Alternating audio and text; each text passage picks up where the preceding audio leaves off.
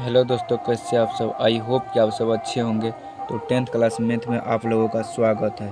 तो चलिए आज प्रश्न वाली 8.2 का प्रश्न संख्या 1 नंबर देखते हैं क्या दिया हुआ है।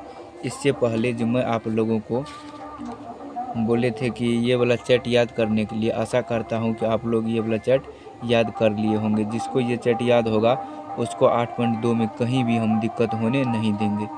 देख लीजिए यहाँ पर 2 नंबर सवाल क्या दिया हुआ है, 1 नंबर सवाल क्या दिया हुआ, बोला निम्नलिखित का मान ज्ञात कीजिए। यहाँ पर दिया हुआ है sin 60 कोस 30 प्लस sin 30 और कोस 60। यहाँ पर देखिए, यहाँ पर कुछ भी कंसेप्ट नहीं है, बस यहाँ पर जिसका जो दिया हुआ है जितना जितना डिग्री उसका मान रखना है और उसको सोल्यूशन करना है, आंसर अपने आप आ जाएगा। sin 60 दिया हुआ है, यहाँ पर देख लीजिए, बोले थे sin 60 का मान याद करने के लिए √3/2 होता है।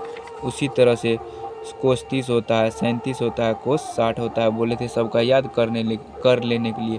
अगर आप लोगों को याद होगा तो आप लोगों को कहीं भी दिक्कत नहीं होगा। उसी तरह से देख लीजिए, हम यहाँ पर लिख लिए हैं sin 60 कोस 30 प्लस sin 30 कोस 60 लिख लिए हैं। तो यहाँ पर लिखेंगे सोल्यूशन।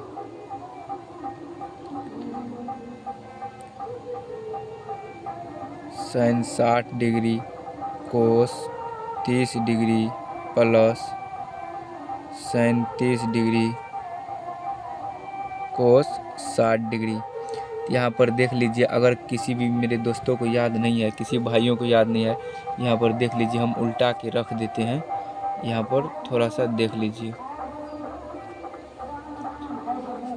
sin 60 पूछ रहा है तो यहाँ पर देख लीजिए sin 60 का कितना दिया है, √3/2।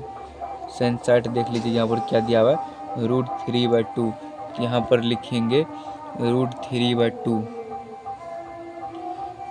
यहाँ पर लिखेंगे sin 60 का मान कितना है, √3 व लिखेंगे 2, फिर इंटू है तो यहाँ पर इंटू गुना का चिन्ह देंगे। कोस 30 का मान होता है √3/2। बोले थे कि जो sin 60 का होगा वही कोस 30 का होगा, ट्रिक से बताए थे आप लोगों को याद करने के लिए। आशा करता हूँ कि आप लोग अच्छे से याद किए होंगे। उसी तरह से देख लीजिए, sin 30 का मान होता है 1/2 गुने sin 60 का मान होता है, कोस 60 का मान होता है 1/2। बोले थे कि जो sin 60 का होगा वो जो sin 30 का होगा वो कोस 60 में हो जाएगा। ट्रिक से बताए थे कैसे याद करना है आप लोगों को। तो अब देख लीजिए, इसको करना कुछ नहीं है, बस सोल्यूशन करना है। अगर इसको गुना कीजिएगा तो कितना हो जाएगा, रूट का रूट हो जाएगा। 3 को 3 से गुना कीजिएगा, 3 तिया 9 हो जाएगा। फिर नीचे में गुना कीजिएगा, 2 गुना 2 4 हो जाएगा। प्लस 1 को 1 से गुना कीजिएगा 1, 2 को 2 से गुना कीजिएगा 4। करना कुछ नहीं है भाई, आप लोगों को लघुत्तम लेना, एलसीएम लेना है। इसका एलसीएम कितना हो जाएगा, 4। फिर 4 में 4 से भाग दीजिएगा 1 को √9 से गुना कीजिएगा, √9 हो जाएगा। प्लस 4 से 4 में भाग दीजिएगा 1 को फिर 1 से गुना कीजिएगा, हो जाएगा 1। अब देख लीजिए, जिसे कि आप लोगों को पता है, नहीं भी पता है तो आप लोग देख लीजिए। जैसे रूट में 9 है तो इसको कैसे लिखा जाता है, इसका एलसीएम लिया जाता है भाग विधि द्वारा से, 3 गुना 3। और रूट के अंदर में अगर स्क्वायर रहता है तो दोनों को पेयर बना के एक ठो बाहर निकाला जाता है। अगर क्यूब निकालना होता है तो 3 का पेयर बना के एक को बाहर निकाला जाता है। यानी कि 3 का जोड़ा लगा के, अगर क्यूब रहेगा तो 3 का जोड़ा लगा के एक को बाहर करना है। अगर स्क्वायर पूछेगा तो 2 का पेयर यानी जोड़ा लगा करके एक को बाहर करना है। तो 2 ठो हो गया, 3 का पेयर 1 ठो हो गया, इसमें से 1 को लेना है तो ये हो जाएगा 3। उसी तरह से देख लीजिए, 9 रूट के अंदर 9 है, इसको बाहर कीजिएगा कितना हो जाएगा, 3।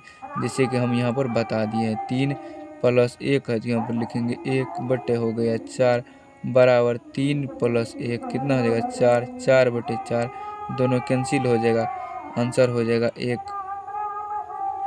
बस यही था, कुछ था इसमें। बस इसी तरह से आप लोगों को आगे का भी जो सवाल दिया हुआ है उसमें आप लोग एक बार बनाइएगा कि आप लोगों को बनता है कि नहीं बनता। अगर नहीं बनेगा तो मैं फिर कल बताऊंगा। उसी तरह से आप इसका निकालिएगा, tan 45 का मान रखिएगा, उसका स्क्वायर कीजिएगा। फिर कोस 30 का मान रख के उसका स्क्वायर कर दीजिएगा।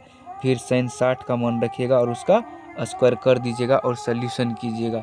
इसमें कुछ नहीं है, थोड़ा सा कैलकुलेशन है। जिसका कैलकुलेशन मजबूत है उसको कहीं भी दिक्कत नहीं होगा। थैंक यू मेरे भाई। अगर वीडियो अच्छा लगा हो तो लाइक और सब्सक्राइब ज़रूर कीजिएगा, और आशा करता हूँ कि आप लोगों को समझ में आया होगा। तो कमेंट आप लोग ज़रूर बताइएगा कि आप लोगों को वीडियो कैसा लगा। मैं आप लोगों के कमेंट का इंतज़ार करता रहता हूँ।